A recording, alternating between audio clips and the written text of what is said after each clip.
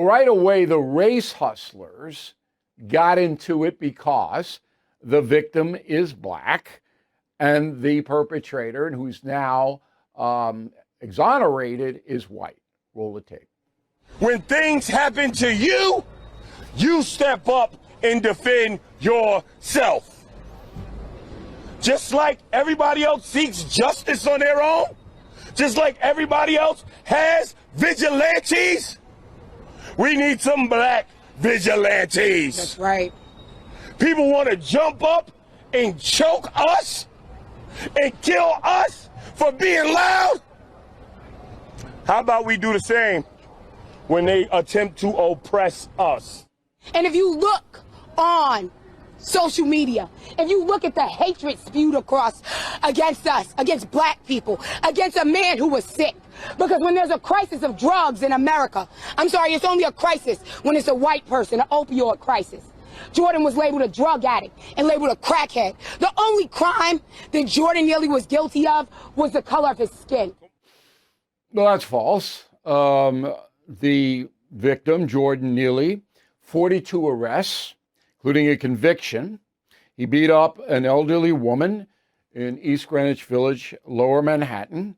He punched her in the face. She's 67, broke her nose, fractured her orbital bone. Okay? So these race hustlers, they lie.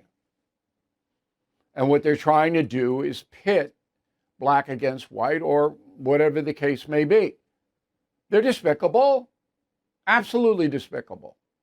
The good news is it does not seem like the African American community in New York City is rallying to their cause. We have not seen that. I suspect it's because African Americans are just like everybody else in New York City.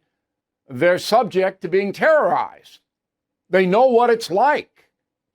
They know there are people like Jordan Neely with 42 arrests who's obviously mentally ill, obviously, okay, who just walks around. I mean, listen to this. Listen to this. All right. Neely pleaded guilty to beating up the 67-year-old woman. Here's the sentence. 15-month alternative to incarceration program, where he was supposed to show up to a facility in the Bronx. All right. 2 weeks, he didn't show up. 2 weeks, he showed up, then never saw him again.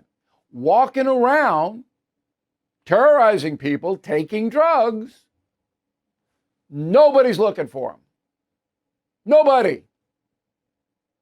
They could have found him. He was very visible in the subways. They don't care. That's New York City, run by progressives. Don't care.